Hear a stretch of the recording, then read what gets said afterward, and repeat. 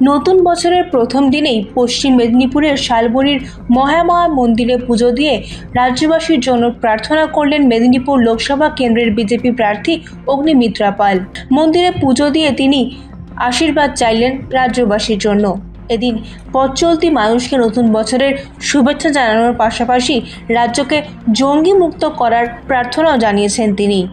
পশ্চিমবঙ্গে শান্তি ফিরে আসুক, পশ্চিমবঙ্গে আমার ভাইদের বোনেদের পরিযায়ী শ্রমিক হয়ে বাইরে না যেতে হয়, পশ্চিমবঙ্গে আমার মতো মা বোনেদের লাঞ্ছিত না হতে হয়।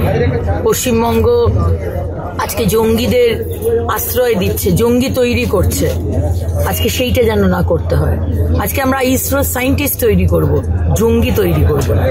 সুতরাং মায়ের কাছে, মা মহামায়া, মা যোগমায়া, বাবা ভোলেনাথ, হনুমানজির কাছে আজকে এই কর্ণনগরের মন্দিরে এসে মায়ের কাছে নতুন বছরে এই প্রার্থনা করলাম।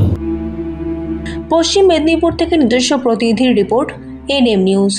আরও খবরের আপডেট পেতে সাবস্ক্রাইব করুন আমাদের ইউটিউব চ্যানেলটি আর বেল আইকনে ক্লিক করুন নোটিফিকেশনস পেতে।